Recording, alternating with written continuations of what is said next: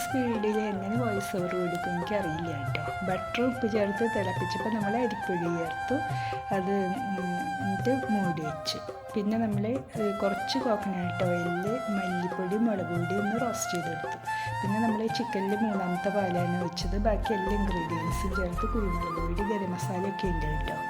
എന്നിട്ട് നമ്മളൊന്ന് തിളപ്പിക്കുക. അതിന് ശേഷം നമ്മൾ ഈ അരിപ്പൊടിയിലേക്ക് നമ്മൾ നാളികേരം ജീരകം ചെറുള്ളി ചതച്ചത് കൂട്ടി നമ്മൾ കുഴച്ച് വയ്ക്കുക.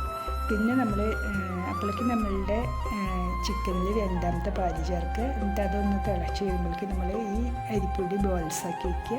അത് നമ്മൾ ഈ ചിക്കൻ തിളച്ചതിലേക്ക് ഇട്ട് കൊടുക്കുക. അപ്പോൾ തന്നെ ഇളക്കാൻ പാടില്ല കേട്ടോ. കുറച്ചൊന്ന് ഇതായതിന് ശേഷം നമ്മൾ ഫസ്റ്റ് പാല് ഒഴിച്ച് കൊടുത്തു. എന്നിട്ട് അതിൽ കിടന്ന് വേണം ഇത് മുഴുവൻ വേവാനായിട്ട്. വെന്ത് കഴിഞ്ഞാൽ നമ്മൾ കുറച്ച് ഗരം മസാല, മല്ലിയില, കുറച്ച് വെളിച്ചെണ്ണയും കൂടി ചേർക്കുക. അത് നിങ്ങൾ ഉണ്ടാക്കി നോക്കുക, അതിൻ്റെ രുചി ആസ്വദിക്കുക. Okay, thank you.